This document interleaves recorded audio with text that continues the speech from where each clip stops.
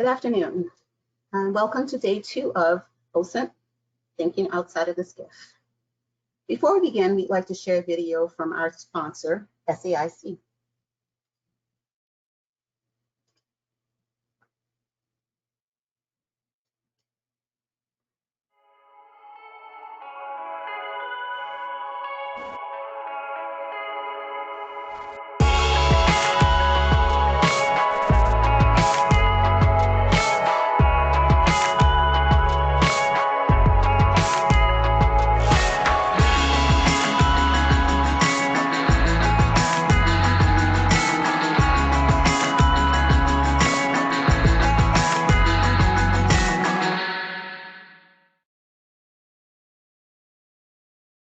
Please welcome INSA President Suzanne Wilson-Heckenberg. Good afternoon, and welcome to day 2 of our spring symposium, Osint, Thinking Outside the Skiff. Yesterday, the conversation focused on the policy and cultural changes needed to effectively utilize Osint across our community.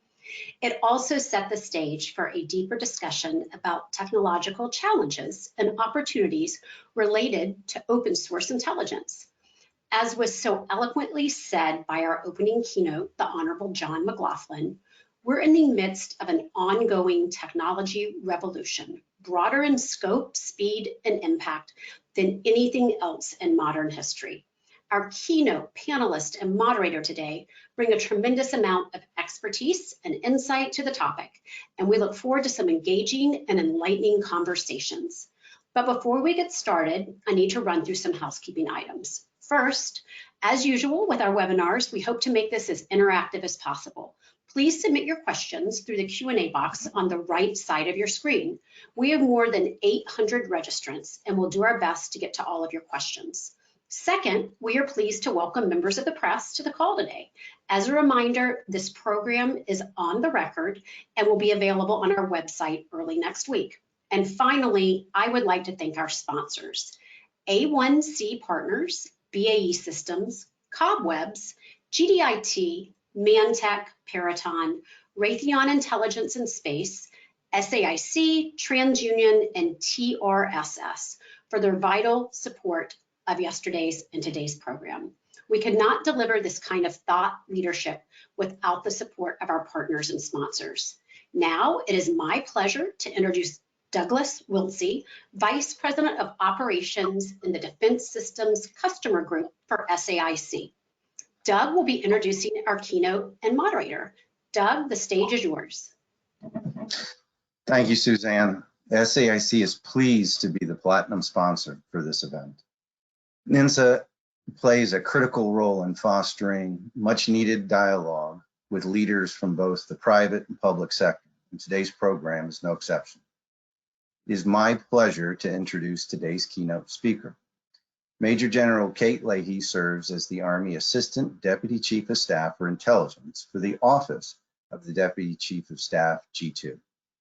In this capacity, she supports intelligence planning, programming, and integration with the IC.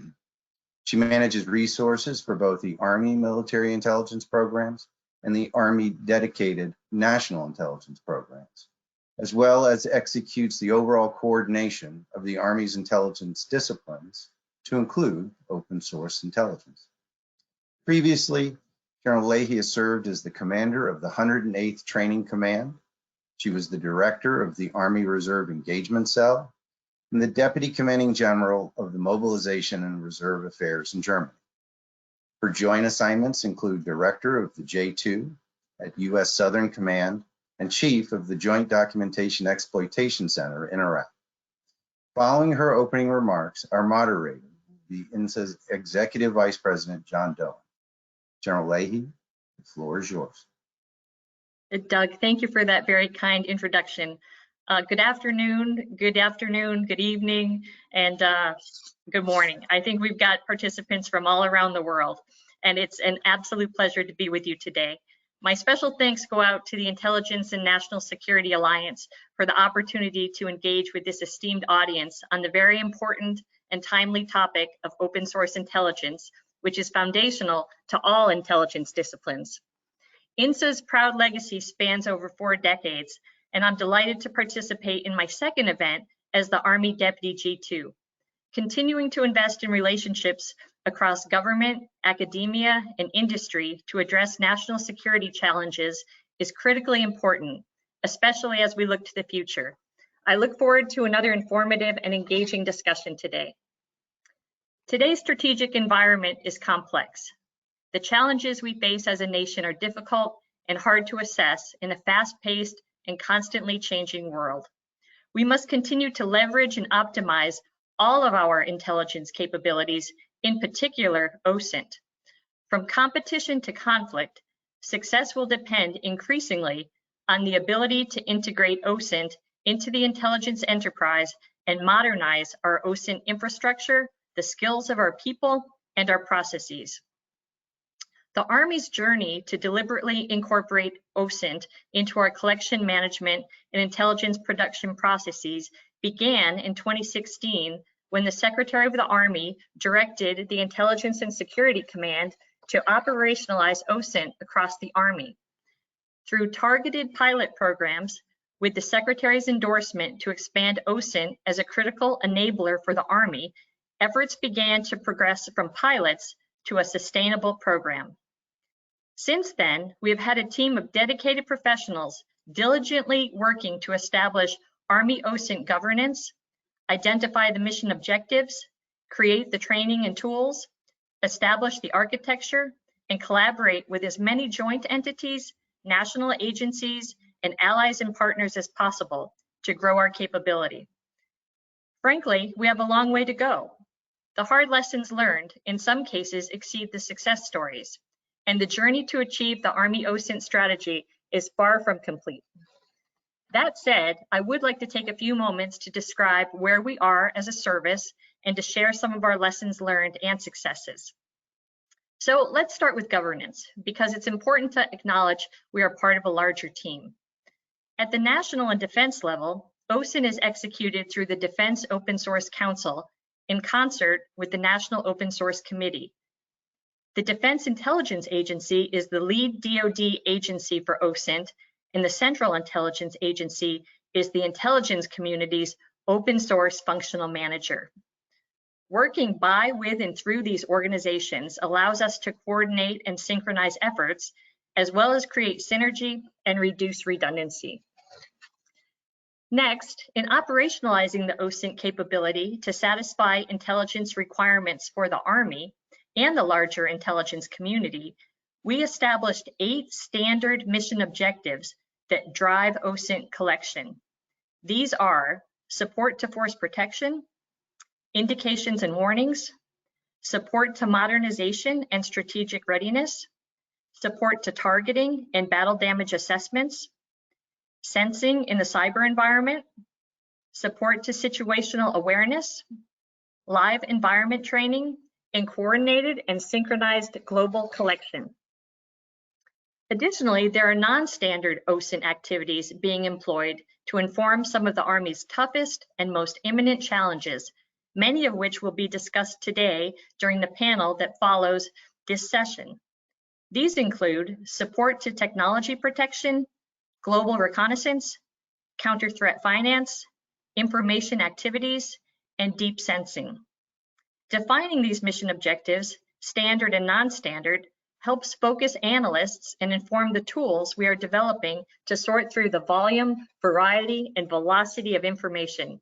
Creating a flexible enterprise to apply OSINT capability against emerging issues has been a key lesson learned, and quite frankly, a success in our Army journey. The Army OSINT enterprise executes OSINT activities in support of these mission objectives.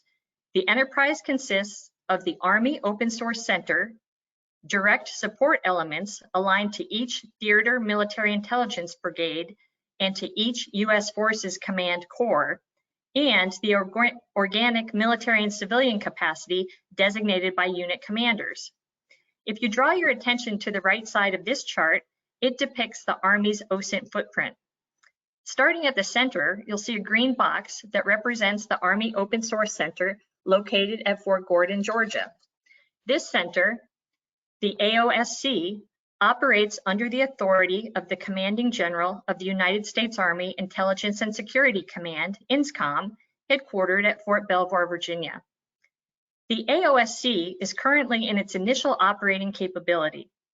The vision for the AOSC is to leverage global situational awareness and understanding to prevent cold starts and enhance responsiveness, including development of foundational intelligence. Additionally, the AOSC seeks to align with Army intelligence modernization efforts to support multi-domain operations across 3 operational layers: the terrestrial, the aerial, and the foundational layers. Operating under the authorities of each combatant command, the Army Osint office supports a direct support element to train, resource, and provide mission support. The general support and direct support elements are manned by contractors, Department of the Army civilians, and soldiers as a tailored package team trained and resourced for their designated mission to include language capability and the appropriate tools. The Army Open Source Enterprise's aim is to provide the operational force a trained, manned, and equipped capability able to conduct full spectrum operations throughout the competition continuum. However, the global demand for Osint exceeds the current breadth and depth of the Osint enterprise. Our intent is for future years' military intelligence force structure to include increased Osint capability for each theater and expeditionary military intelligence brigade, signaling our commitment to the value of Osint. Important to building a skilled workforce responsive to the evolving threats and the rapidly changing technology landscape, the Army developed baseline, analyst, data science, and management training tracks that advance our soldiers' skill level from fundamental to intermediate to advanced, and ultimately to identification as an Osint subject matter expert. The Army Osint office has partnered with industry in commercial and public sector approaches to deliver 6 courses for Osint collectors. The curriculum starts with the Osint 301 basic course and continues to the Osint 306 operations course for leaders. The training program, area expertise, and applied Osint experience are assessed to advance each of the capability levels. To increase efficiency and grow capacity, our team has developed both in-person and virtual training opportunities. The Army Osint office led our training from 2016 until the close of 2020. Now we've transitioned this responsibility to the Intelligence Center of Excellence at Fort Huachuca, Arizona, and to our Foundry platforms where we conduct distributed intelligence training globally. This is one of our most important lessons learned: how we grow Osint professionals and experts at the rate and scale required to keep up with demand. As our training and certification program matures, we continue to look for more ways to codify the Osint discipline. Training areas of emphasis and next steps include the ability to train the trainers at the organizational level, develop and refine continuing education programs, as well as oversight. Next, I'd like to highlight some of the tools currently in use, which evolved from challenges we faced in executing Osint operations. I'll start with the Army Open Source Portal, the first centralized repository for DoD Osint reporting across top secret, secret, and unclassified fabrics.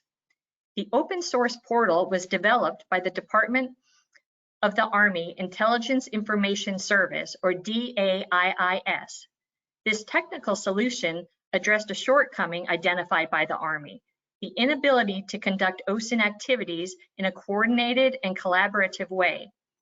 This tool began as a method for global exchange, which enabled the Army to share over 60,000 Osint reports with foreign military partners, provided the Army with 11,000 previously stovepipe intelligence reports from the IC and foreign mission partners, and made Osint reporting discoverable by automated means. The Army Open Source Portal moved the enterprise from an antiquated process of email, SharePoint portals, and other disjointed solutions across 8 unclassified and classified domains to a truly global forum. The next tool I'd like to highlight is the Osint Processing, Exploitation, and Dissemination System, or OPED. OPED provides an enterprise-wide capability which is able to inject Osint reporting into numerous tools and systems, including the DAIIS Message Processing System, the INSCOM Cloud Initiative's Global Operations Servers, D6A Tactical Entities Database, and numerous Palantir servers. This capability bridges reporting and dissemination to and from tactical elements by using existing cloud services, technologies, and workflows to alert Osint information from the internet to classified networks. From March to September of last year, OPED produced over 18,000 Osint tippers derived from publicly and commercially available information. The last tool I'd like to highlight is the open source data layer service. This is a common unclassified repository for publicly available information. The open source data layer service allows analysts to work within both a discoverable and shareable catalog and secure unclassified network. Last month, DAIIS partnered with an IC agency and enabled the discovery of Army Osint production into the open source data layer and services environment on the unclassified fabric. This effort includes serialized Army Osint reports from U.S. Forces Command, the Army Service Component Commands, INSCOM, and deployed combined and joint task forces that are staged on the Army Osint portal. Furthermore, it assists in reducing duplicative and redundant acquisition of data. The tools I've just highlighted represent how we've overcome challenges we've encountered on our Osint journey, the solutions we found, and the resources available to the Osint enterprise now and in the future. The final part of our journey I'd like to discuss is, for me, the most important and promising, and that is the integration of our allies and partners into our intelligence processes. Above many intelligence disciplines, we are focused on enhancing intelligence sharing, cooperation, and interoperability at the strategic, operational, and tactical levels in the Osint arena. That takes a very deliberate effort to ensure we have the right technology and policies in place, and we have built the personal relationships needed to work together in this very complex environment. As a strategic priority, open source intelligence compatibility and interoperability with our partners is a key effort. Osint as a discipline allows significantly greater opportunity for integration than many other disciplines, principally due to the lower classification of the target data and the vast array of options for communication and collaboration afforded by the internet. While we are dedicated and focused on allied and partner integration around the globe, I will focus on two of the Army's initiatives, one at the strategic level and one at the operational level. I'll start with the ABCANS Army's Osint program. ABCANS is the American, British, Canadian, Australian, and New Zealand Army's program. This is an international program aimed at optimizing interoperability and standardization of training and equipment between the land forces of our nations. The ABCANS Osint program is a dedicated endeavor to reduce the gap in common understanding across the armies, accomplished by each nation sharing its Osint capability. The teams share policy, doctrine, techniques, tradecraft, and technology to properly incorporate Osint into multinational intelligence. To achieve the desired goal of a compatible level of interoperability by 2023, and an integrated level of interoperability by 2027, the ABCANS Osint project team has recommended solutions to enhance interoperability. Examples include national permissions to share a wide variety of tools, the need to increase awareness of each member nation's tactics, techniques, and procedures, organizational structures, and training opportunities. Based on our current efforts, the team assesses we will meet our agreed upon goals for the next several years. Next, I'd like to highlight the combined collection operation called Northern Raven, a key enabler of multi-domain operations in the European theater. Northern Raven is a multinational team with representation from the US, Estonia, Lithuania, Poland, and the United Kingdom. US soldiers from the 24th Military Intelligence Battalion, part of the 66th Military Intelligence Theater Brigade, aligned to the European Command, joined by our international partners, recently conducted a 17-day exercise in Poland. Northern Raven was supported by the National Ground Intelligence Center, headquartered in Charlottesville, Virginia, and DAIIS through reachback capability. The operation stressed intelligence processes and systems across echelons and agencies to identify areas for improvement and provide a model for multilateral intelligence operations. In addition to lessons learned and increased Osint capacity, we are very proud of the team's numerous accomplishments. First, the U.S. Army team employed an expeditionary capability, conducting the exercise from a field environment.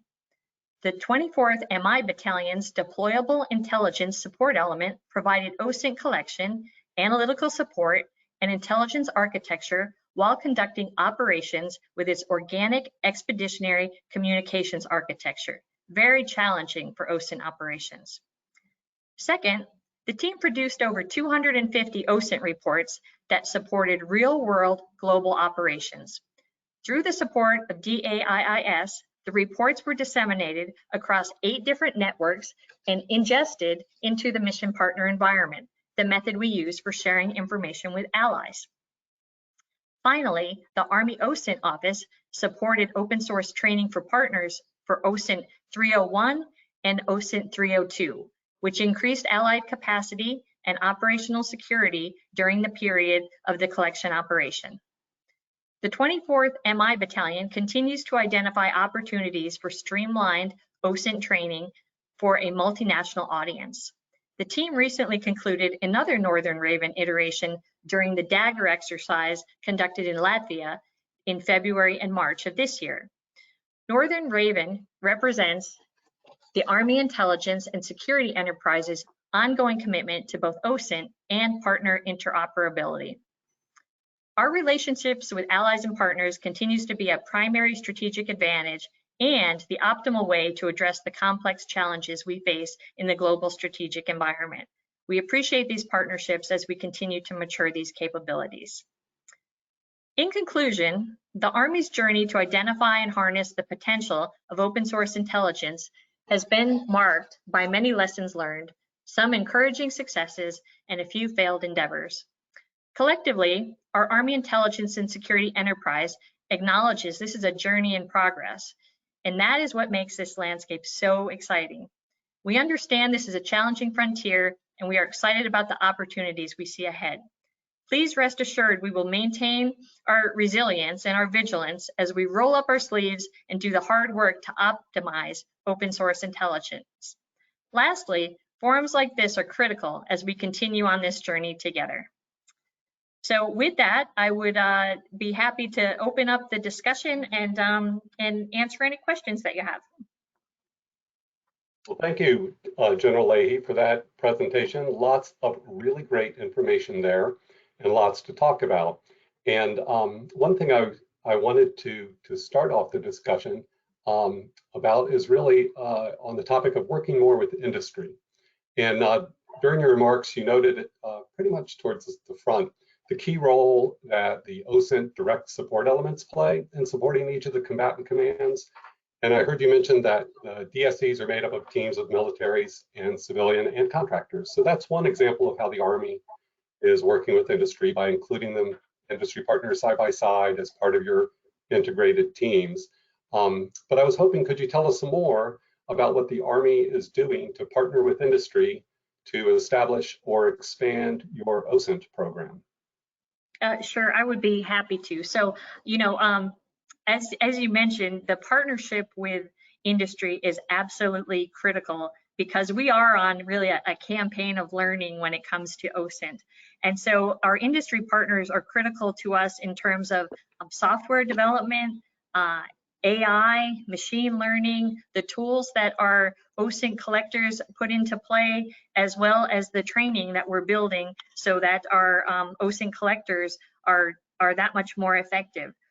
There is a great example I will give you of a partnership, and I see you have popped up that backup chart for me, and it's about a partnership with industry called Project Angel Eye. And basically what this project does, and it's industry working with soldiers and DA civilians and our contract workforce, it's about making data science more accessible to Osint collectors and really mentally conditioning them in a new way so that they know how to leverage these tools and optimize all of the tools and the training that are being afforded to our Osint workforce.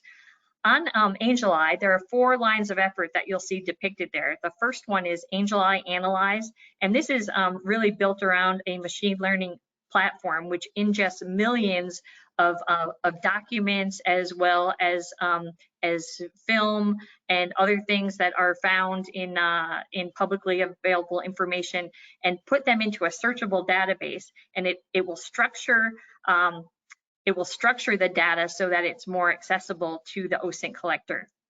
The second line of effort is the Angel Eye Academy, and this is where we have data scientists from industry partnering with soldiers to help soldiers better understand how to leverage machine learning, how to build algorithms on their own without the support of external experts. The third LOE for Angel Eye is Angel Eye Automate, and that is really a baseline set of models. And what that automation tool basically does is it takes all of that data and it will identify key names of places or people or organizations in text, and then it will surface those to the user based on the queries that the user has built. And then the last LOE is Angel Eye Smart open source intelligence reporting, and this leverages machine learning. It automates the analysis of large data sets, and basically the system reads the document, and so it really makes the job of the Osint collector that much more streamlined because they are putting the technology to work.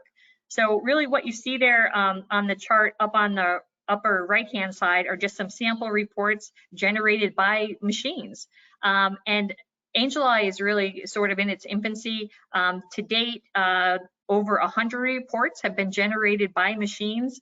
And we're just really looking forward to what this portends for the future as we continue in this sort of Army with industry partnership as we continue on our Osint journey. Great, thank you. Well, I know that with the enormous volumes and types of data, that leveraging emerging technologies to include AI and ML is really going to be essential for success in this mission space. And I expect that'll be a topic that the upcoming panel will certainly cover in greater depth.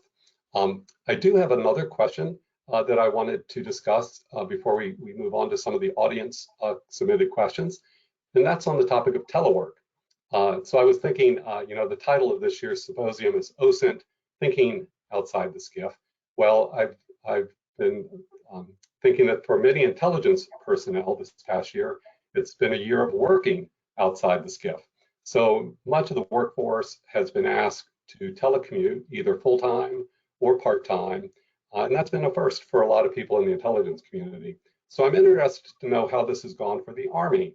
And so my question is, can you discuss how telework or the implementation of telework in response to the pandemic has affected the Army and Army open source intelligence efforts, and what the way ahead is for you?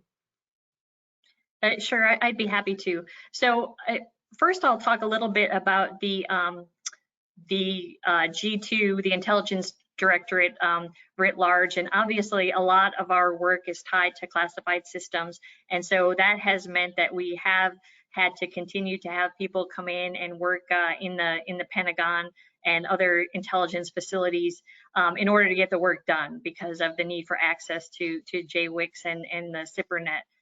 But when we did get the the Office of Personnel Management Directive about a year ago to reduce the footprint inside the Pentagon, ideally to about 40% of the workforce, not to exceed that. What we found was that there were really some great successes that we had kind of because of the requirement to telework when it comes specifically to our Osint collectors. And so what we did pretty early on was we made sure that we had the government provided equipment available to those Osint collectors so that they could effectively work from home. And we found that they were very, very successful. And so over 18,000 Osint tipper reports have been produced since we have had the teleworking opportunity afforded to us by the pandemic.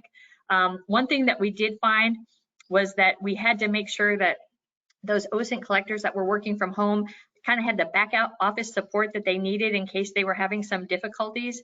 And so very quickly, our data managers came online and said that they could provide 24/7 support to advise, educate, and help train our Osint cells virtually. And so that was extremely helpful. I would also like to mention that last April, the Army identified that the Army open source portal was not accessible on a non-MI domain. And as soon as that was identified as an issue, because folks were working from home, that issue was resolved within 72 hours by launching the open source IntelliLink unclassified support telework network. So since April of 2020, when that occurred, that open source IntelliLink U has hosted over 13,000 unclassified reports. So, just a few numbers to show you how impressive it has been, the resilience and the innovation of our Osint teams. In FY20, we disseminated over 30,000 Osint tippers to the tipper channel on Chat Surfer. And so we view that as just kind of one marker or one metric of the success that we've had, really caused by something that was completely unexpected, but I think it really helped to push the envelope in terms of what we can do with our teleworking remote Osint teams. Great. That makes me think of yesterday's panel when we heard during the panel discussion about the success State Department had during the pandemic with its workforce producing a lot of intelligence reports from open source intelligence, and how well received that analysis was, and that's going to be a continued area of growth for them. So I think there's a lot to do out in this space from a telework environment. So it's good to see the Army also pivoting to be able to support telework. So let's go ahead and turn to some audience questions that were submitted.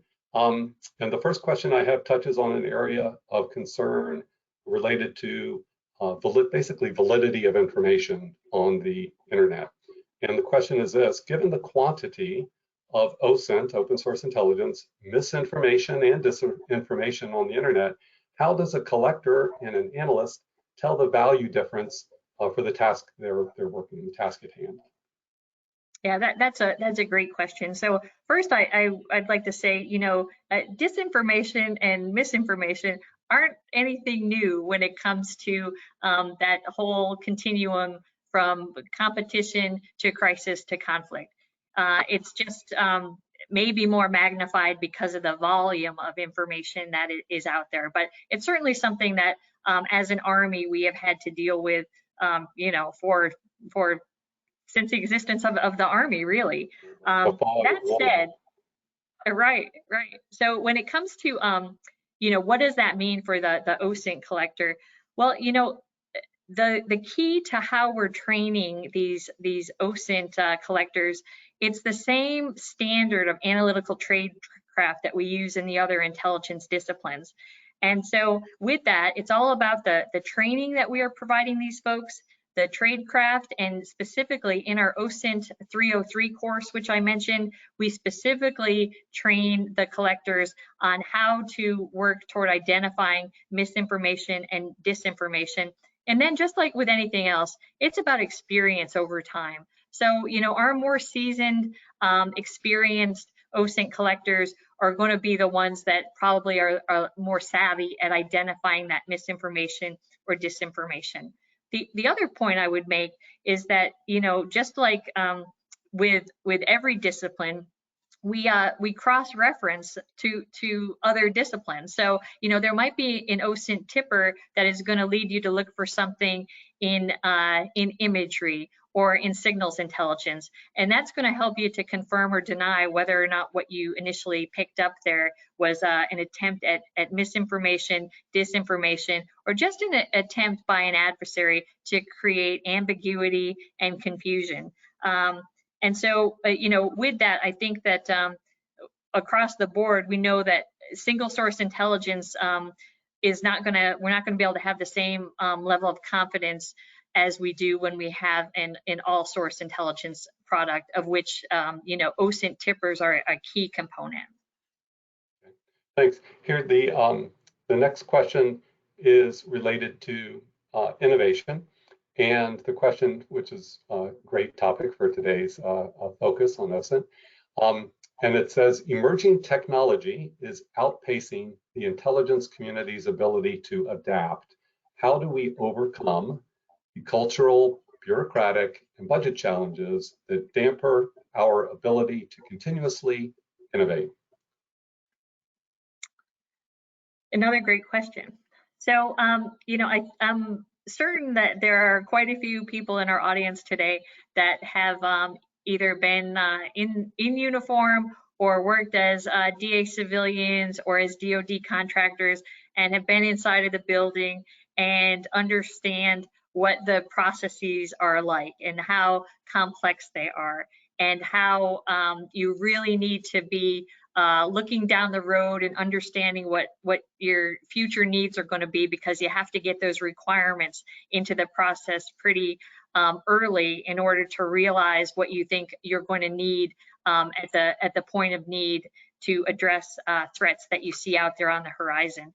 So I think that the Army has demonstrated that there's a great awareness that some of those processes just are not really as dynamic as they need to be to keep up with the pace of technology. So what the Army did a couple of years ago was stand up Army Futures Command down in Austin, Texas. And the purpose for Army Futures Command really is to shepherd the Army's modernization efforts. And they do that in a number of ways. So within Army Futures Command, there are a number of cross-functional teams, which each of those cross-functional teams is focused on one specific area of Army modernization. There is not a cross-functional team that looks at ISR or the intelligence functions, but what we do have instead is an ISR task force, which is really the entity which is shepherding our intelligence modernization. So one key component of AFC beyond that CFT structure, which is pretty dynamic, is an exercise that you may have read about in open source reporting called Project Convergence. And that's really the Army's experimentation mode to ensure that we are taking a look at new technologies that are coming online and exercising those. So, we're doing this kind of experimentation year round, but then every year there will be a big Project Convergence exercise. Last year it was conducted out at Yuma Proving Ground. And one of the really neat things about Project Convergence was the purpose of it was really to figure out how to get any data from any sensor to align to any shooter, and to try to reduce that time in the kill chain. And so we had soldiers out there at Yuma as part of Project Convergence working right alongside data scientists and building brand new algorithms in order to speed up that kill chain dynamic. We had coding right there at the edge in stride. And I mean, that's a key component of how we're going to keep up with technology. And related to that, I would add that, one of the keys to really having a dynamic Osint capability is to ensure that those tools that we're selecting and bringing online have an open architecture rather than a proprietary architecture. That's going to enable us to really keep those tools current, enable soldiers to do that coding at the edge in stride, to develop new algorithms. And so that's a very different way than the Army has operated in the past. And so I feel like we're really on a good trajectory in terms of becoming more responsive and dynamic and better able to keep up with the advances that are happening in private industry as we learn more about different capabilities that can be integrated into our operations. Great. That's exciting to hear about the coding at the edge. I like that. Have the data scientists out there with the shooters writing algorithms to meet the immediate need. And that's also a good segue to the next question, which is a question about tools specifically. And the question is, what are the strategies an organization should use to develop an effective open source data tool set? How should this tool set adapt to changing needs? Yeah, I really do think it is about the flexibility that is built into those tools from the outset. And the other key thing that we're doing is, as we're bringing on or considering new technologies and new weapon systems, we have built in a lot of what we call soldier touch points. So we get tools and we get equipment into the hands of soldiers and have them kind of run it through their paces.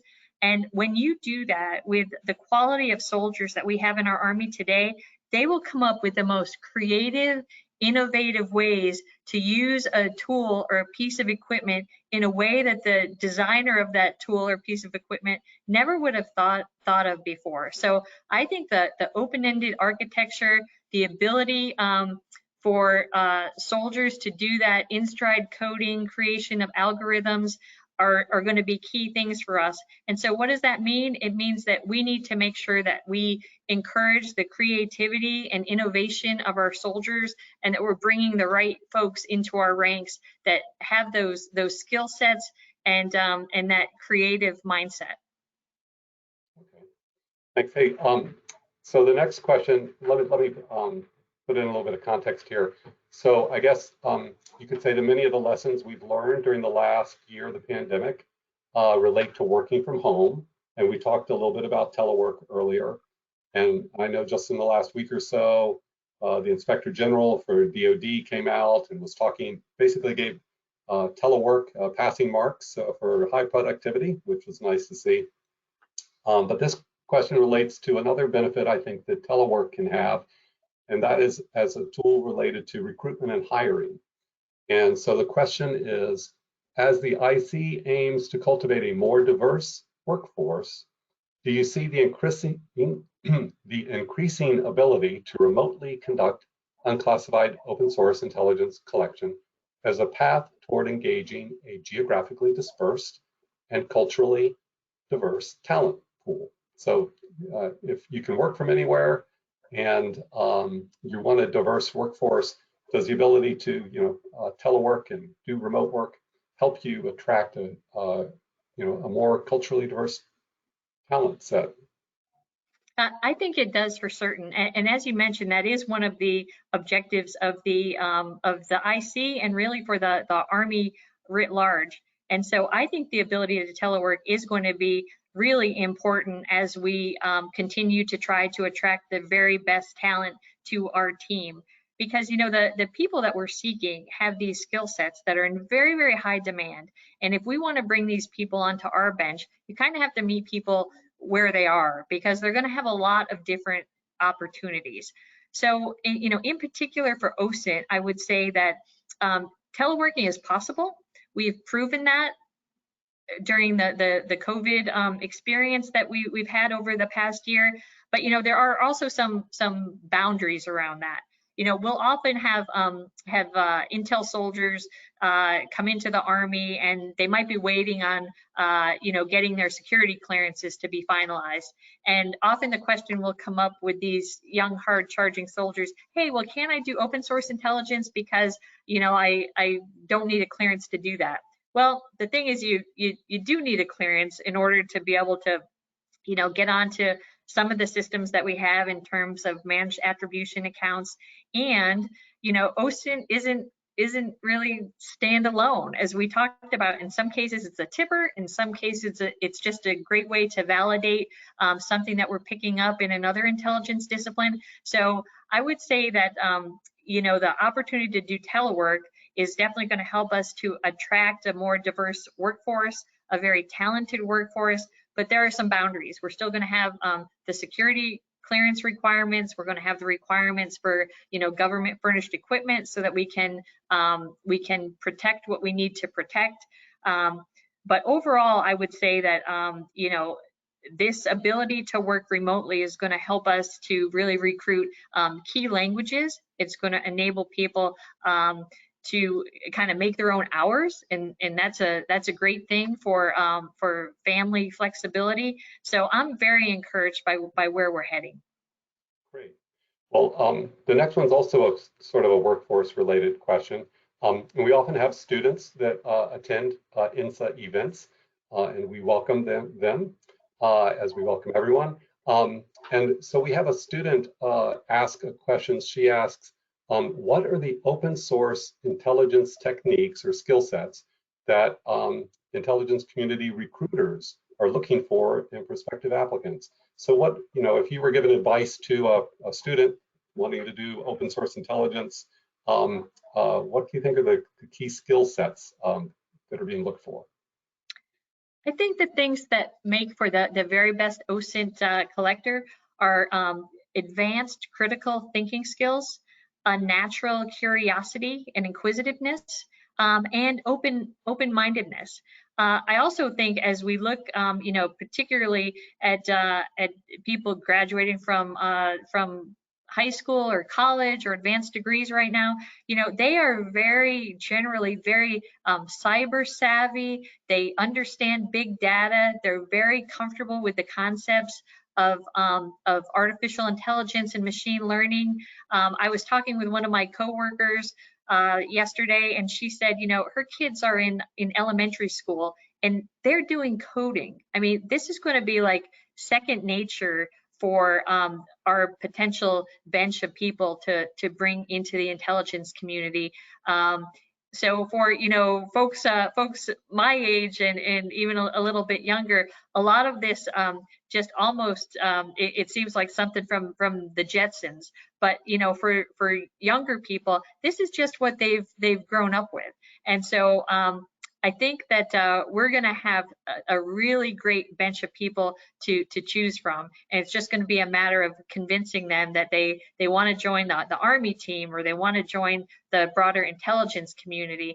And you know, the reason that you do that doesn't just have to do with compensation. It has to do with a feeling of belonging to a team. It has to do with patriotism and wanting to be part of something bigger than yourself, and to protect our national security. Great answer. I like that. Back to the topic of mission, here's a question touching back on mission, and it asks, how is open source intelligence helping the Army meet its mission needs today? Yeah, I would say, you know, we are in the competition phase with our adversaries, and I mean that specifically referring to China, which has been designated by the Secretary of Defense as our pacing threat, as well as with Russia. And so we're in this battle for what we term access, presence, and influence in the competition space. And so Osint can be very, very valuable as we are trying to get access, presence, and influence, and convince our allies and partners around the globe that we really are the partner of choice, and that there's a price to be paid potentially by selecting to align yourself with entities that we would consider to be, you know, malign actors. A lot of the things, particularly that Russia is doing in this competition space, are very, very discoverable using Osint tools derived from publicly available information. And you know, one example of that is all of the efforts that China is putting into the One Belt, One Road initiative. And so, you know, for giving loans, building infrastructure, you know, providing a great deal to give, you know, a Huawei system to a nation that can use that kind of economic boost to their infrastructure. All of that comes at a cost. And so I think that, just by looking at what China and what Russia are doing in the information space, it's helping us to ensure that the eyes of our partners and allies around the globe are wide open when they are determining the best alliances to have, and who can you count on in time of need. Okay. I think we have time for one or two more questions, so let me get to the next one. How does the Army integrate open source intelligence into its intelligence work? Does the Army see Osint as a separate discipline requiring unique skills and training, or as other intelligence activities? That is really a work in progress, and there are quite a few different schools of thought. There are people that say Osint needs to be its own standalone, unique military occupational specialty within the Army, and there are those that say, nope, that's not the way to go. What we really need to do is couple different options. We could develop what we call an additional skill identifier. So a soldier of a certain intel discipline would then go and get additional training specifically in the use of Osint tools, perhaps go through all 6 of those Osint courses that we have right now, and then be awarded an additional skill identifier. There's another school of thought that says that every single all source analyst needs to have these Osint tool expertise, tactics and techniques and procedures in their toolkit in order to be an effective all source analyst. So again, I would say it's a work in progress, and the jury's not in yet. And I actually think we're very smart not to just jump to one idea and say this is the way that it's going to be, because as I hope came out in my opening remarks, we really are on a journey, and we want it to be well informed, and a big part of that informing is happening via our partnerships with academia, with private industry, etc. To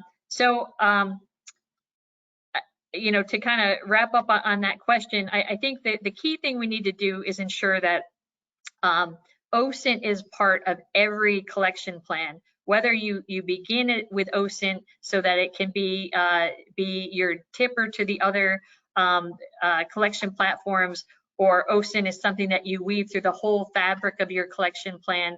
Those are things that we're working through. Okay, and we have time for one more question. And you touched a little bit on this, but maybe you could say some more. Unclassified information is often easier to share with allies and partners than classified intelligence. How does the Army make use of open source intelligence when engaged in coalition operations? Yeah, so I did talk about that a little bit in terms of the Raven exercise in the European theater, and I would say where that is happening most predominantly is out in the Army Service Component Commands and at the combatant command level. I can tell you when I was the J2 at U.S. Southern Command, the 2 biggest requests that we got from allies and partners was, could we partner with them on cyber, and could we partner with them in terms of using open source intelligence? And so I would say each of our Army Service Component Commands have those unique relationships with the allies and partners in their specific regions, and every one of those relationships is governed by a unique intelligence sharing agreement. And from what I know personally about our G2s and our J2s that we have out there is they bend over backwards to ensure they are getting the most out of those intel sharing agreements. And I know Osint is very high on their list of what they are doing in their intel sharing conferences, routine training that happens in every single one of the Army Service Component Commands. And so I think it's going to really be nothing more than a growth industry, because we all recognize the huge volume of information and the treasures that are out there in publicly available information from which we can then derive Osint tippers, Osint products, and it's really just a matter of how do we figure out how to separate the wheat from the chaff, and what are those nuggets that are going to give us insights that frankly we can't get anywhere else. Okay. Any final thoughts before we move on to our panel discussion this afternoon? Well, I just want to thank you for giving me the opportunity to talk to this group today. And again, INSA, you're just a fabulous organization. And the fact that you can bring together 800 people interested in this topic, I think is absolutely wonderful. And I thank you for the Army and for the Army G2 for the opportunity to share where we are at in our Osint journey. Well, thank you. And thank you again, General Leahy, for joining us today and for sharing your candid insights with us and the audience. And we wish you a good afternoon. I will note to the audience that if you'd like a copy of the charts that General Leahy used, they are available in the handout section on the right-hand side of your screen. And in our next session, coming up, the panel discussion, we are pleased to host a panel of experts from the intelligence community, the military, and industry who will share their insights on emerging technologies being applied to open source challenges, both today and in the future. Please welcome now Mr. Chris Day, who's Vice President, Cybernext Innovation and Capabilities Office at Mantec, who will introduce our distinguished panel moderator. Chris, over to you. Thank you, John, and thank you to INSA for holding this important conversation. As part of Mantec's partnership with the IC, we often are tasked with finding and delivering solutions, integrating Osint and other PAI into the capabilities we deliver. So these sessions have been very timely and informative for the team, and we're honored to be a sponsor. It is now my pleasure and privilege to introduce our moderator. One of our nation's most accomplished national security leaders, the Honorable Sue Gordon, served as the Principal Deputy Director of National Intelligence, the country's #2 ranking intelligence official, from 2017 to 2019. In this capacity, her transformative leadership focused on integrating intelligence across the organization, expanding outreach and partnerships, driving innovation, and advancing diversity and inclusion throughout the community.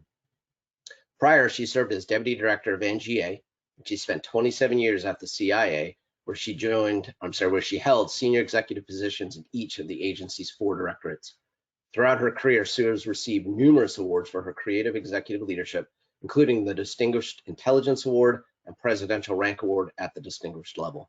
Of note, she has been named the 2021 recipient of INSA's William Oliver Baker Award, the organization's highest honor, which recognizes sustained excellence in national security affairs. Sue serves on a number of advisory boards and as a senior fellow at the Georgetown University Center for Security and Emerging Technology and Harvard's Belfer Center. Please join me in welcoming the Honorable Sue Gordon. Sue, over to you.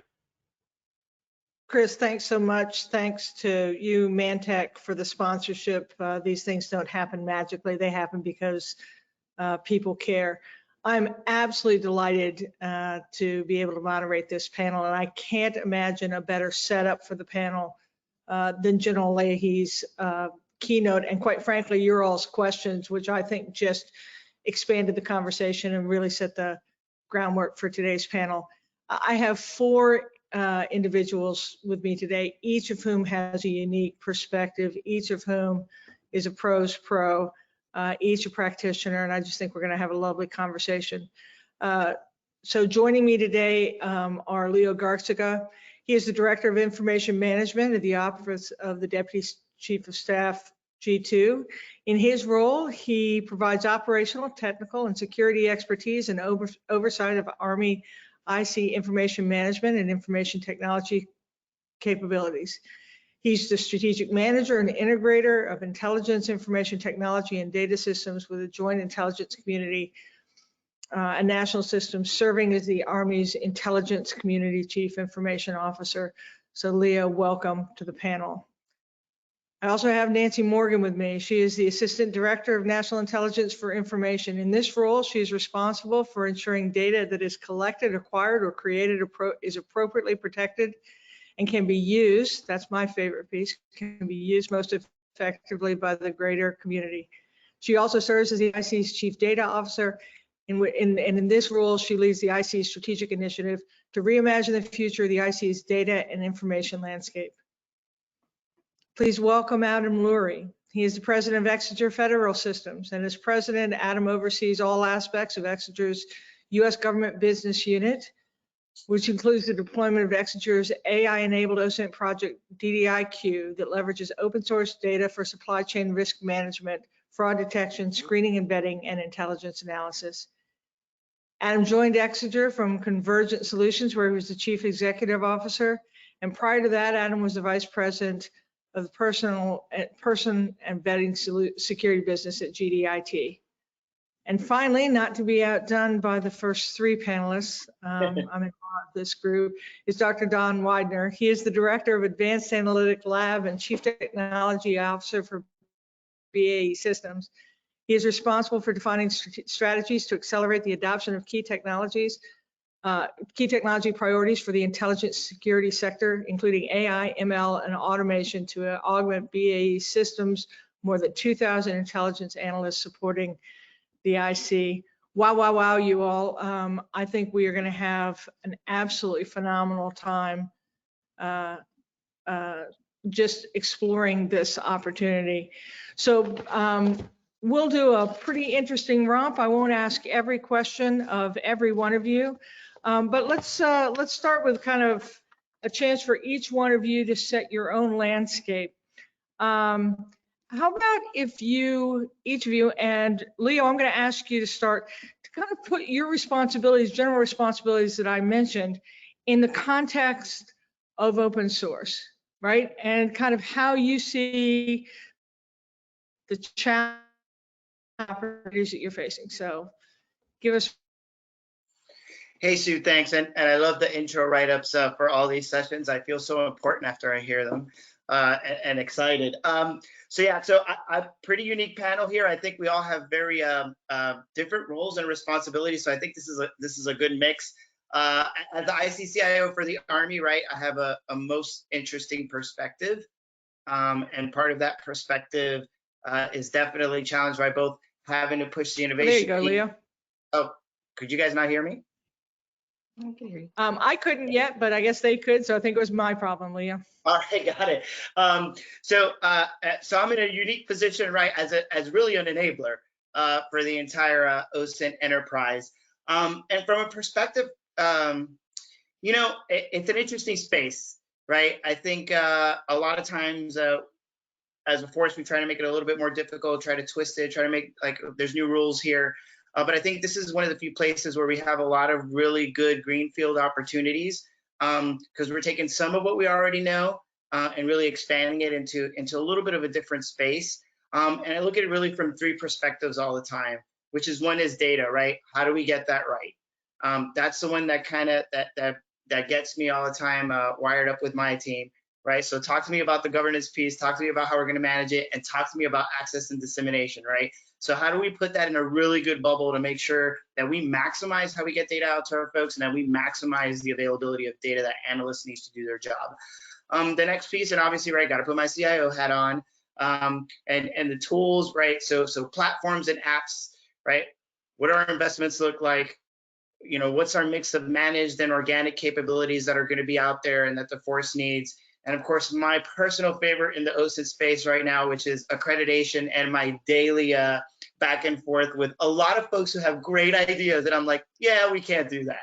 Or yeah, no, this is the right way to do it. Or let's explore how we get there. I think I will tell you that from my perspective, that's where I'm having the most fun right now is in the Osit space and how do we get better at securing some of the capabilities that we're trying to push out there and how do we integrate with other folks. And then the last one, which is where I call it the fun piece, and General Leahy hit on it really good with the Angel Eye series. You know, AI and ML and that whole series of work that's happening there and really getting NLP pushed out in a really smart way and getting analysts that do this on a day-to-day basis to start building models out to get reports out with as little as possible human intervention. That is super exciting work. And that's taken some of that cognitive burden off our folks. And I think that's a really big thing. And then the other piece is kind of that next piece, which I know folks like using all the buzzwords out there, you know, we continue to be challenged with, you know, managed versus organic data science environments. How do we get our folks in there in a smarter way? And to me, that's all about where we are in maturity. We've got really mature folks that, I mean, honestly, they can have an organic thing and go and just do great things for the country. And then we got folks that are just coming into the space, right, where this whole managed approach really works and is helpful. And my key goal, right, like I say, is right, enable innovation across the force within kind of my sphere of influence. And that really is, right, how do we unleash like analyst intellectual curiosity out there with the capabilities that we have to maximize what we can do to support Intel. So that's me being very brief and not deep diving on anything on kind of how I see my role in this space, especially. Thanks, Leo. And I got to tell you, your passion is infectious, and anyone who talks about fun in their job is my kind of guy. Adam, give us your take from where you sit and how you see the challenges and opportunities of OSINT and open source.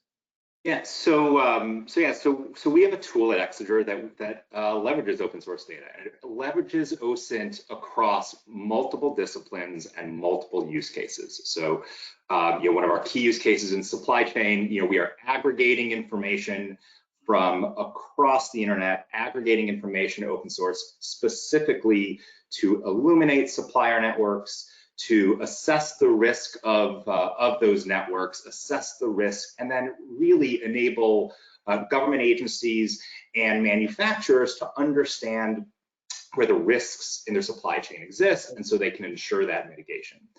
But the thing about OSINT, when you think about all of the different use cases, is that you can really start to bucket it down to some of the same core capabilities over and over and over again.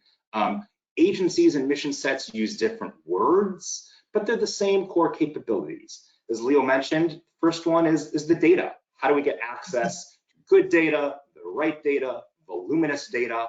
But it's a data challenge, and it's the aggregation of all the information. The next one, you start talking about entity. How do we ensure the information that we receive and that we're looking at is on the right person, company, product, capability, component? It's an entity analysis process.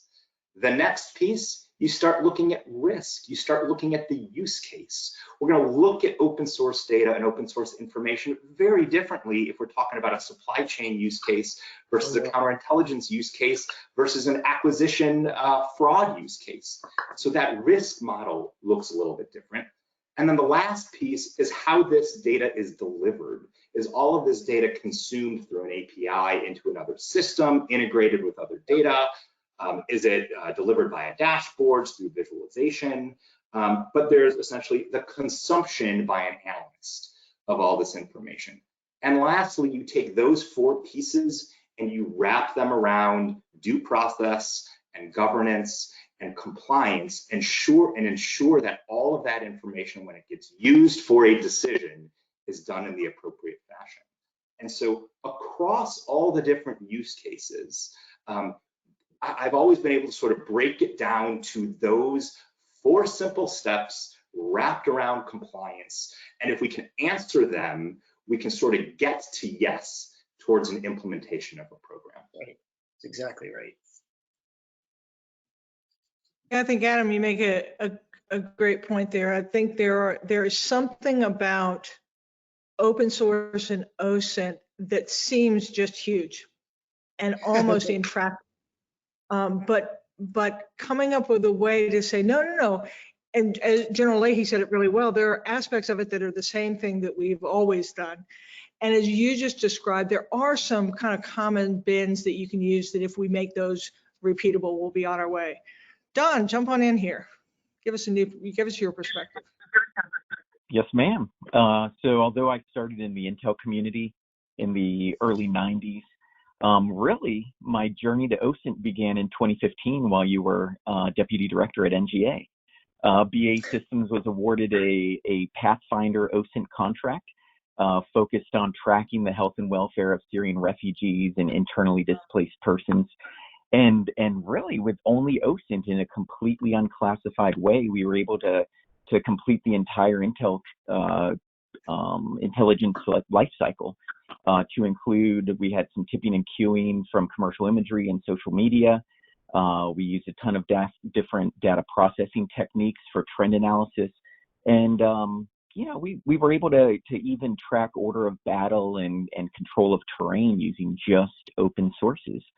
So for me, since 2015, Osint's really grown up. I'm now applying my lessons learned as the CTO of BA Systems Army Osint Capabilities Contract, supporting Major General Leahy and Leo Garcica, focused on delivering INSCOM and the Army Osint office an Osint toolkit, data science platform training, and most importantly, the Osint practitioners and data scientists supporting that Osint mission. So it's very exciting times. As you were mentioning Syrian refugees, I do think that there are some classes of intelligence questions that we have that are actually going to be better suited and better solved if we can effectively use Osint. So that's a great point. All right, Nancy Morgan, bring us home. Give us perspective from your relatively modestly huge responsibility. Thanks, Sue.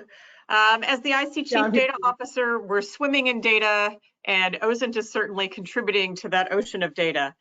But it really provides critical context and insights to meet our intelligence mission, and at the same time, it's underutilized across the IC. I think we're all touching on that.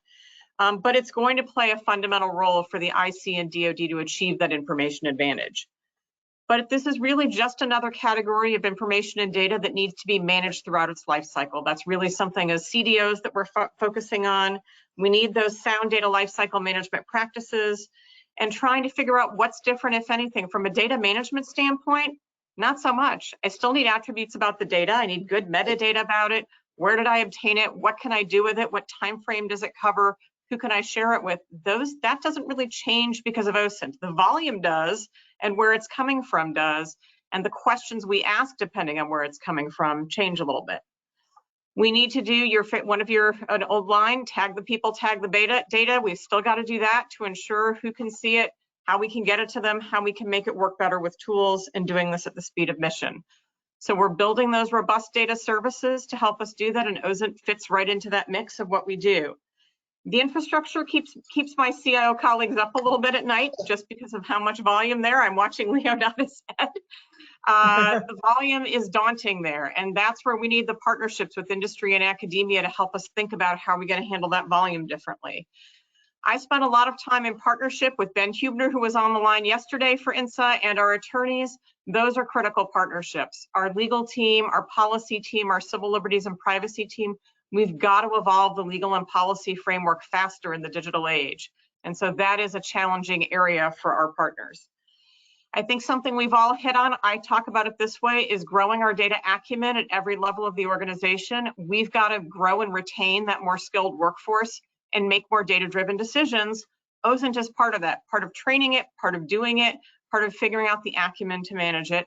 And then in my expanded roles, because I didn't have enough to do on my plate as CDO, I also have oversight for federal, state, local, and tribal partnerships and private sector partnerships. And that is a critical area. None of us can do this alone. We've got to look at our partners. I think, as General Leahy said, our foreign liaison partners as well, industry, academia, all the people tuned in today, we've got to figure out how to drive innovation faster, share those ideas faster, help us grow in this space faster. That's really a critical part of it. We've had a bias toward the classified space, Sue, but this is helping change us, and I think COVID helped change us in terms of thinking differently about it. Awesome. Well, you've now teased me to ask you this question, and I'll start with you, Nancy, but we'll move on, and then I'll come to you, Leo.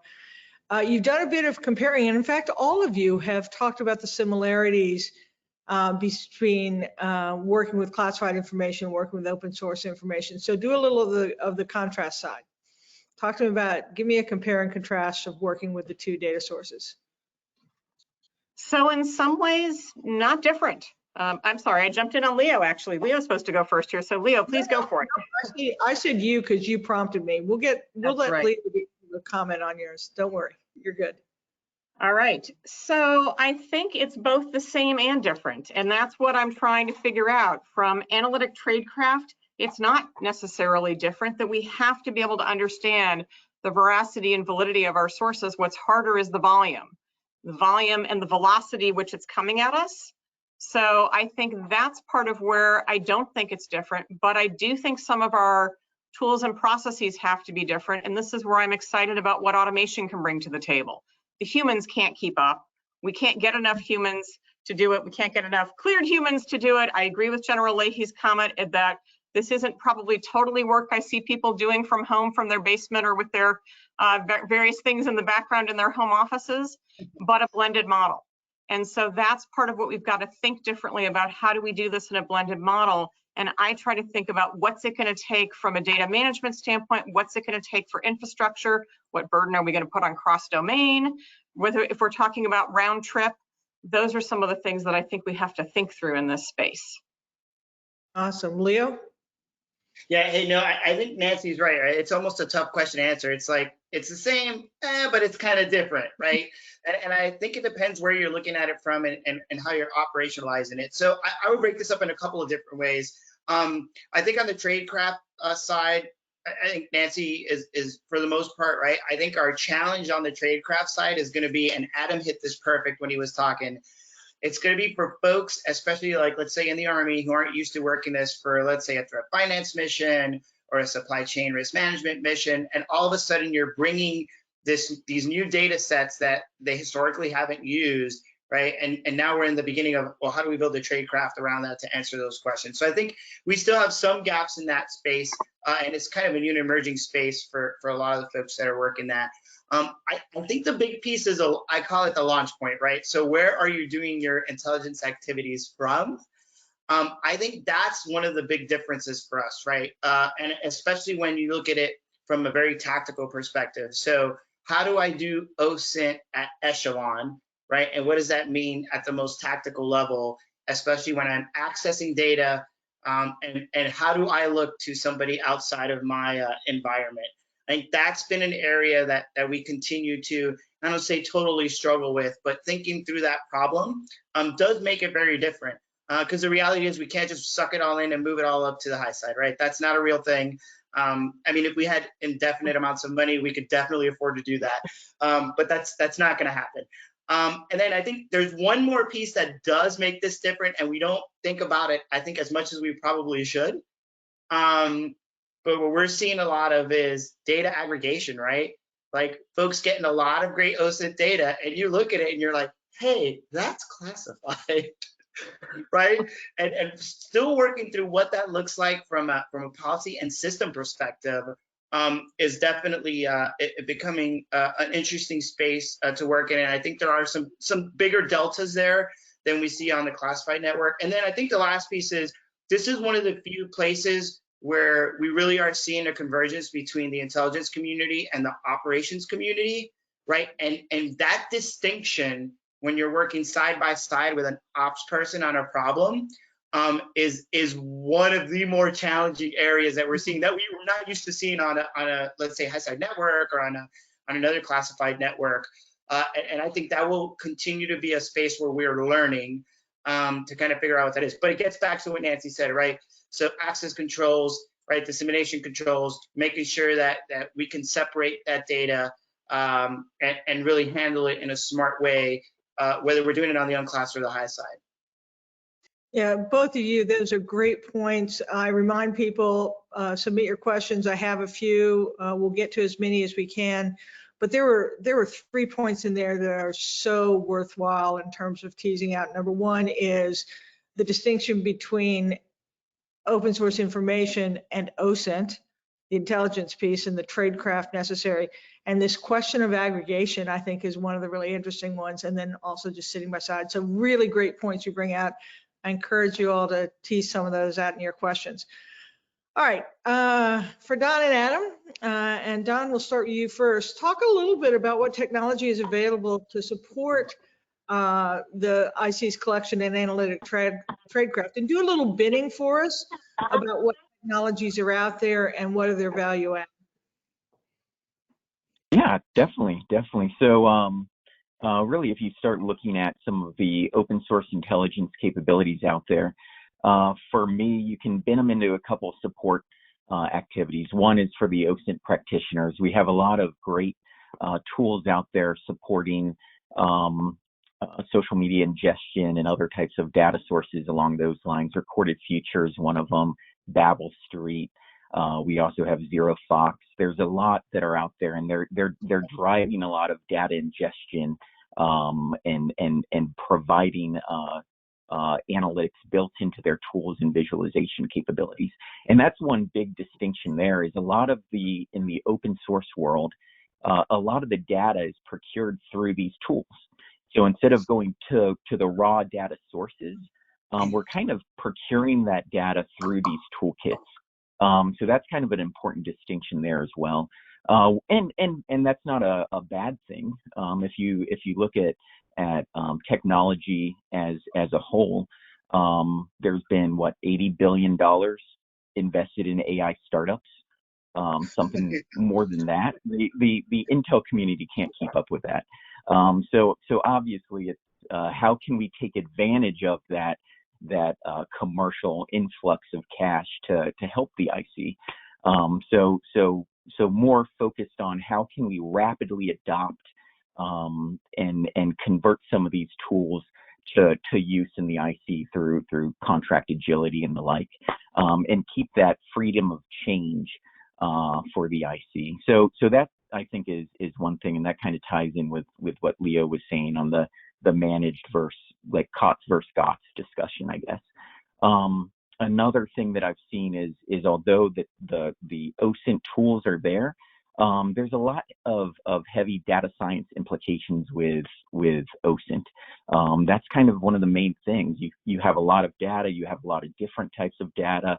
How do you apply different analytics? There's great programs out of DARPA that are creating analytics for assessing open sources.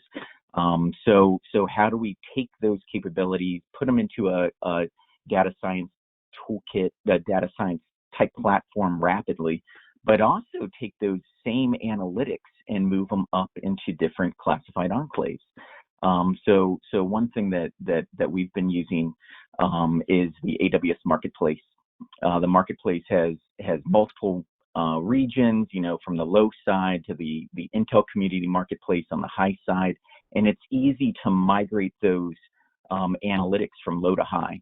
So I think that's pretty imperative there, is to understand how can we rapidly move capabilities from low to high, pick best of breed of those analytic capabilities, and really make sure that we're able to accelerate the adoption and conversion rapidly. So some thoughts there. I guess one last thing on kind of that adoption. There's a lot of tools coming out right now on the robotic process automation side where automation is being put in the hands of our analysts. And I think that's very powerful, especially on the Osint side where there's a lot of different types of data collection. So I think that's exciting, since every Osint practitioner is really out there collecting data, whether that's through some of the managed attribution services that General Leahy mentioned, or just on their own. So a lot of interesting technology. Adam, do you see it the same way, or you got anything to add? Yeah, so when somebody asks me what Osint tool should I look at, I have the same first question every time, which is, well, what is your problem? Because there are tons of Osint tools that are aggregating data, but they're using the information for a different use case. So if you're talking about situational awareness, that might look different than sentiment analysis. That might look different than screening and vetting. And so, this now, when we talk about the tool, I need to know exactly how that tool was originally built, originally designed, and what was the purpose of the data, because then I can recommend a differentiated tool for exactly the solution what you're trying to solve. I did come across a tool actually about a month ago that did take a differentiated approach to data collection. So as Don mentioned, a lot of the tools are out there collecting information from the source providers. They're leveraging APIs. There's limited differentiation in how they're actually going out and getting that information. But the company I talked to directly said when they told me how they were aggregating information, I asked the question, well, aren't you violating terms of service of all of the source providers that you are collecting from? And their response was, yes, we are. We are actively violating terms of service. And it is their position, and backed up by the LinkedIn versus HiQ case, that the scraping of information and the collection of information online, if it's public, is public. And so they're trying to differentiate the product based on having more and better data, even though it's different than the way most other tools are collecting information through the same means, through the same mechanisms, through the same API. So just when I think about tools and I think about what really works, I'm going right back to that question around, what are you using it for? What's your mission, and how are you trying to differentiate it? Yeah, I love that. I love that, Adam. I think mission pull, need pull, use pull is the most effective way. There are infinite capabilities, but you aren't going to get to the answer just by adding capabilities. You kind of have to know where you're going. We're getting some really good questions in, so I want to get to our audience questions soon. So I'm going to jump a couple. This one's going to be, I'd love everyone's perspective on this, but I'm going to make Leo start first. And that is, and I think General Leahy mentioned this as well, given the vast amount of disinformation online, and given that different public and commercial sources have varying degrees at levels of credibility, how can, one, where on your list of worries does accuracy fall? And then two, what kind of technologies are out there that can help us have more confidence in the data sources? So one is just straight up from the user side, where does it fall on your list of worries, and two, what technologies can help? And so Leo, you start us, but I'd love it if everyone will jump in if you have something to add, because I think this is the nub of the question. I think there's just this burbling fear that somehow we will be more duped by open information than we have learned to be not duped by classified. Right. No, I think that's a great point. So I'll first answer the accuracy question, because I kind of see this in an interesting way.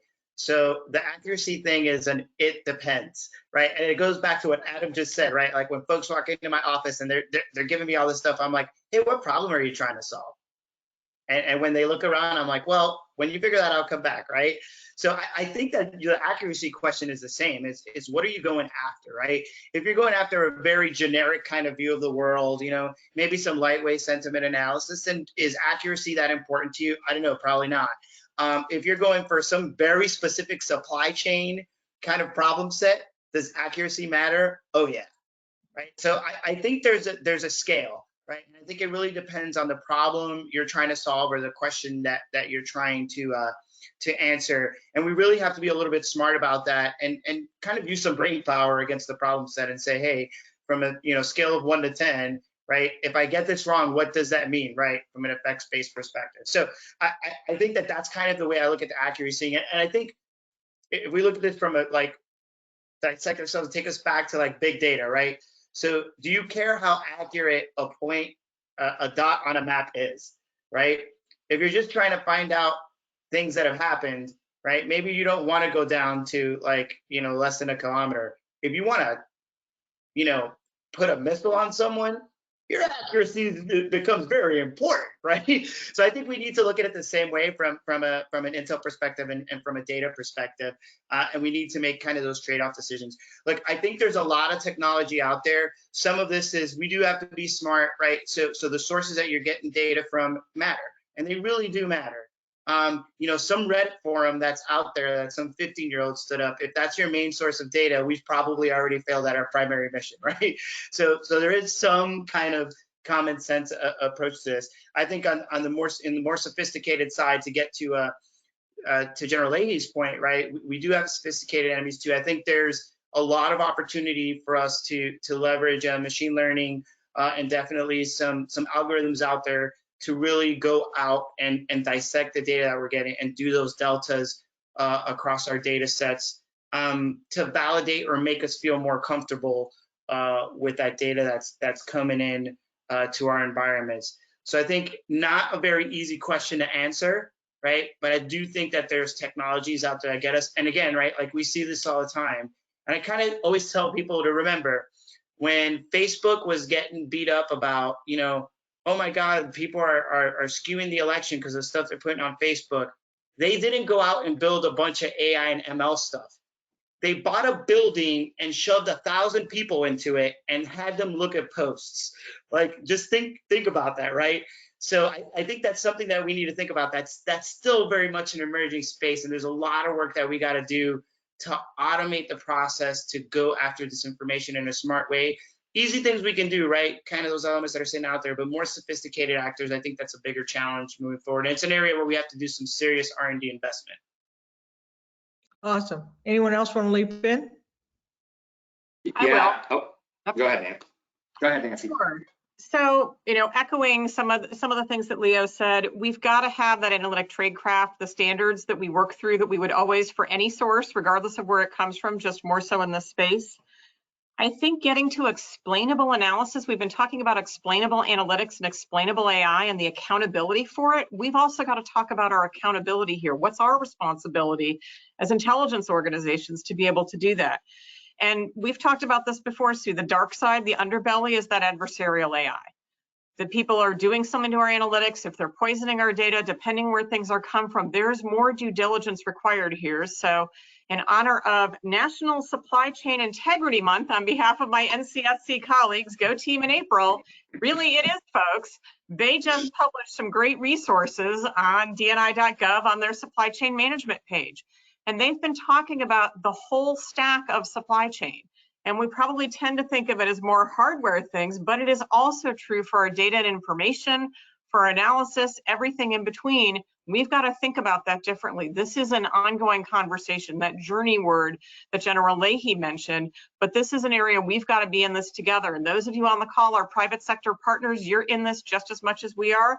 So Adam and Don, you're right there with that co-responsibility to look at every aspect of our data supply chain and our IT supply chain. If we're going to do this work with Osint, we have to figure that out together. Thanks. Incredibly well said. I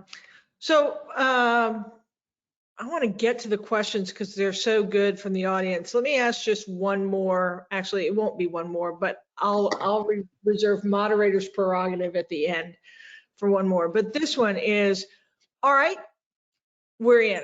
I think in the last year especially, the debate is subsiding. The value proposition is really taking over everything from, there are some times when open source intelligence is better place to do things. I just think that we know that there is goodness to be had. Nancy, each one of you, Don, Adam, Leo, you've all articulated a very sound set of approaches and considerations. Great. Where are we in the movie really? Toward the end state of being able to use it effectively, differentially, with the tradecraft, where the culture. Just so each one of you, real briefly, where are we in the movie? And each one of you tell me what we most need to do right now to make meaningful progress toward the end state we want. So I want to jump in. All of you are looking down, praying that I don't call on you first. That was one of the most fantastic pictures I've ever seen in my life. So thanks for jumping in. So to me, you articulated where I think we are when it comes to demand. Everybody understands this is unbelievably important. We don't have to convince people this is a thing we have to resource and a thing we have to go after. But I'm going to quote one of my favorite books, Getting to Yes. There are so many roadblocks along the way that if you just start sort of working step by step by step, eventually one of those roadblocks comes up, and it's really, really hard to push through at that point. And so where I think we need to be as an enterprise is start at that position of, we know the demand is here, we know we need to do this, we have got to get to yes and work through those challenges. And if we start from that position with the right stakeholders in the room on day one, we have a higher probability of success of a long-term implementation and enterprise approach. Awesome. Leo, one thing.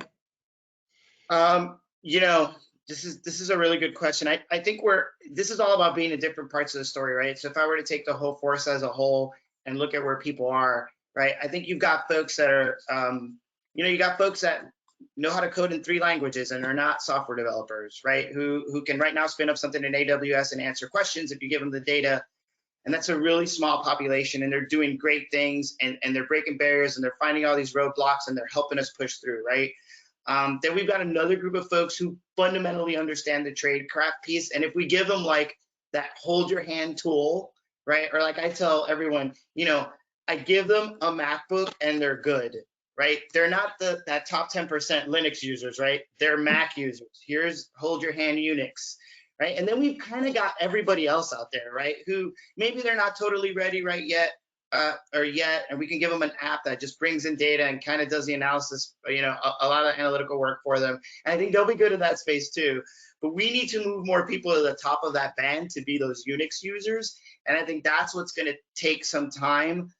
So I think that's how I'd answer your question. We are in the story right now, and we just got to take that top 5% and make it go to 7% in the next 24 months, and hopefully to 10-15% in the next 36 months and beyond. I think that's how we get to where we want to be.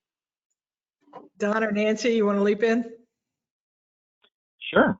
I think to piggyback off of what Leo said, the training in tradecraft is very important. Tradecraft, Osint tradecraft is moving at the speed of light. You mentioned disinformation earlier. There's been disinformation on every end. It's just, source validation techniques and other things that Osint practitioners can utilize to combat those deep fakes and other things that are popular and coming out all the time. So I'd say the tradecraft and training is the most important. And for me, one other thing to note is,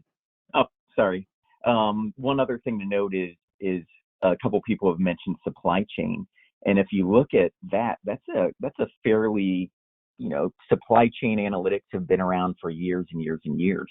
But if you look at those tools today, a lot of them are still focused on lagging indicators like, oh, is this supplier going bankrupt? Is this supplier changing of ownership or something along those lines?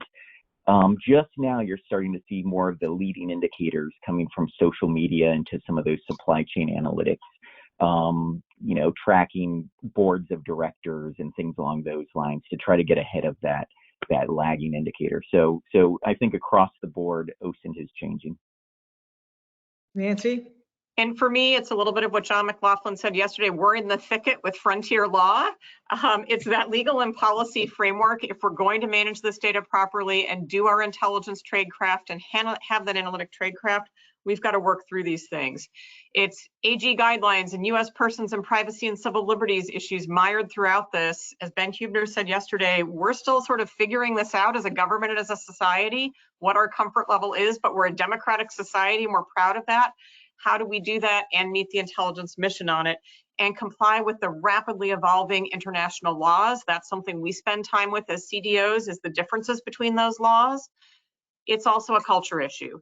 And I think it was Leo who was spot on, and we've got to get more people comfortable with more parts of this. The new tool and algorithm people have got to get a little more comfortable with some of the tradecraft and why we think that through and why we need to be able to explain the analysis. And we've got to get other folks who are really not comfortable with technology, not afraid to try it. And it might be partnering. It might be tag teaming people, and it might be a continuum and a blend of tools. And not everyone's going to be that algorithm jockey, and not everyone's going to be that tradecraft expert. So I think some of our most successful efforts are when we have cross-functional teams. and we put people together and they learn and grow together. Yeah, Nancy, really good point. Great reminder. Ben's comments I thought yesterday were just wonderful, and I totally agree. You know, we have learned the lessons over and over again about not escalating government authority. Right. This is really important from trust of the American people and free and open societies that we get this right. I do think there's a little bit of a difference, and I'll just throw this out there and get to question, is open source information is not gathered for us according to our key intelligence questions. Right. We didn't choose what is here. And I think that creates a really interesting, different kind of analytic processing, explainability, and I'll just leave that there, just throwing it out to you all. Okay, we have got some great questions. The first one I have is from Brian Wasaki, and he says, with the recent explosion of high impact supply chain events, hacks, how can Osint technologies and methodologies be used to help get ahead of our adversary? So we were talking about and how can we assure, but I think there's an interesting question about how can we actually have some advantage here using Osint technologies. And these are all grab bags. Don't leave me hanging. Someone jump into the fray, and don't be afraid if they say something, if one of your fellow panelists says something that you don't agree with, you have a chance to come back. So who wants to take this one? Yep, go ahead, Leo. So I'll jump on this grenade for sure. So it's funny you asked that, because this is one of my biggest gripes, right? Again, I get to be the CIO guy and say things. So I asked this question the other day too to kind of our folks, right? I said, hey, you know, who is doing the supply chain stuff on our software? How are we getting that from the Osit collect that we're doing right now and smashing that up with all this work we're doing on the cybersecurity side? So we're spending all this time looking at all this data on the software that we're getting and third-party libraries and who's written what. And at no point has anybody turned around and say, hey, maybe we should take that entity and work it against what's happening online in some of these spaces where we're talking about hacks. So I think that is a great space that gets to a tradecraft thing, right? Like, how are we kind of blurring these lines a little bit of what has traditionally been a cyber problem, right? Or finance is a great one, right? Where we've got folks in a G8 or an 8 shop worried about it, but they're not putting that Intel spin on it. How do we kind of start converging some of those problem sets in a smarter way? So I think this is an area that we really need to explore. And to your point, right? We're not used to using some of these data sets. Like, I don't wake up in the morning and say, what am I going to do with some trucking company's data for every truck that they're shipping today? But I'm telling you, there's a lot of great uses for it if you need it, you know. But I think we still need to start, as we look at some of these problems, and especially on the supply chain side and how it ties to cyber, there is some significant work we need to do there to build up the tradecraft and kind of start converging those cyber lines and the intel lines a little bit better. I think that was a great answer. All right, what do you got, Adam? So for all the tools that are being developed to collect and aggregate and provide insight, there are just as many tools on the other side that are working on, cleansing or cleaning or figuring out how to remove information or storing. Obviously the Wayback Machine is a great site that just tries to pick things up before they're deleted. So there is this marketplace of other technology companies, a lot of them doing it for good to try and help consumers understand where their data is online, whether it's open web, dark web, because an average individual doesn't necessarily know it's there. But to mitigate some of the issues with a lot of the hacks that have popped up, there are companies that are trying to do the same thing for good and find it and help remove that. Awesome.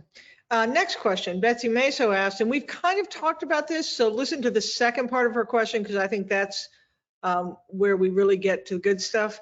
Part of why intelligence analysts have treated classified information as more valuable than open source is because it's more accessible to them as they sit in a skiff. It's right there, Robert Cardillo used to talk about, I don't want to look 6 degrees past. What are the IC, and this is the question, what are the IC and the DoD doing to integrate open source into the analysts' information feeds? So I'll jump in. So some of the things you heard about in General Leahy talked about some of those. It's the different tools on the different networks. So it can't help myself, open source data layer services, huge progress in the last couple of years in terms of what they bring to the table, what they're fusing, and getting partners to fuse or put new, as they call it, tiles on their desktop, figuring that out. I think we don't have a seamless experience though between unclassified, secret, top secret, and that is making people's heads hurt, and COVID really proved that. I've seen that. This blended model, where I have to go to participate in events like this is part of some of that challenge and part of what they get at. But we're starting to figure that out. And you heard some things earlier from General Leahy. You're seeing some progress on that. It was rough. You know, the first months of COVID were rough. Let me be honest. You got to what you could. But now we're getting more creative, and I want our CIOs and CISOs to go faster on getting things accredited and approved, and our industry partners. We've got to figure out how to shrink that timeline to get things approved so we can have a more seamless experience.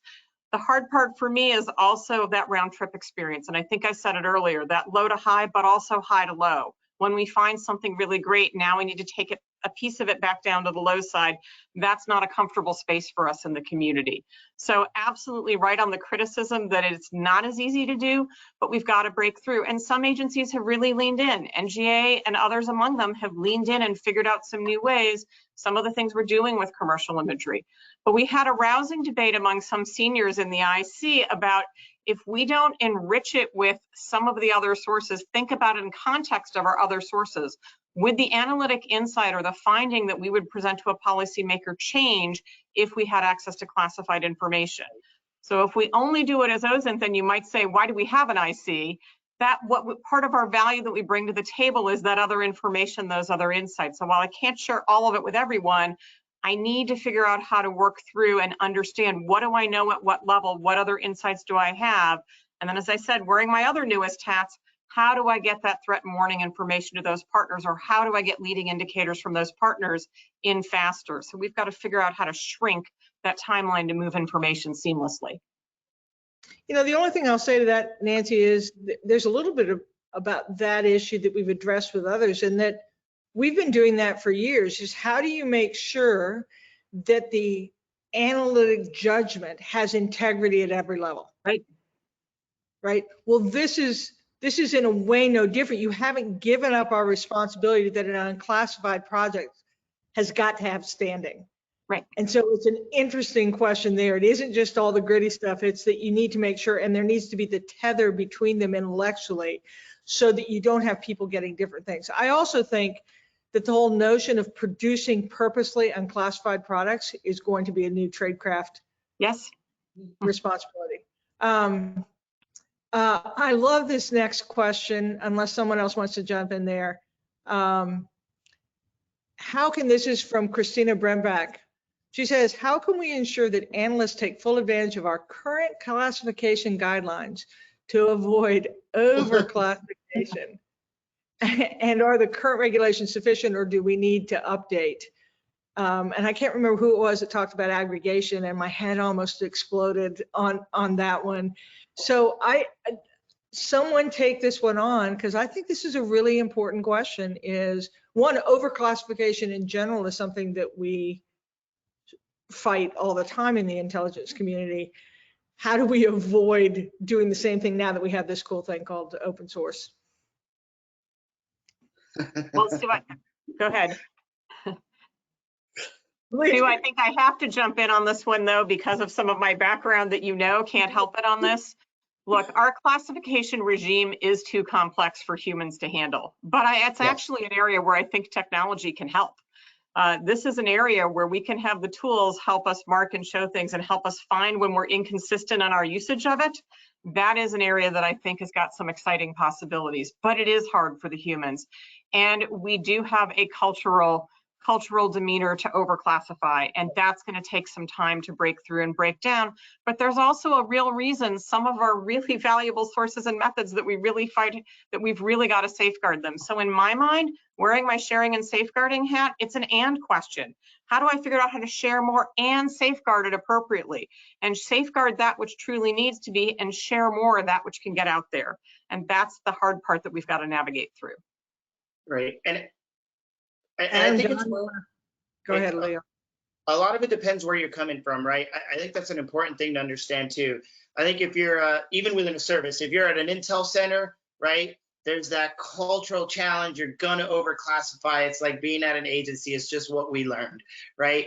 If you're at a tactical unit and you got a Brit sitting next to you, trust me, it's going to come out unclassed, right? So we have some work to do to balance that. I think the bigger thing, and it really gets to Nancy's point, is we have turned this classification thing into like a Gordian knot of knowledge, right? You can't turn it apart. You can't extract it. So it really is hard for the average person to just say, hey, this is not. So we're going to default to it being classified.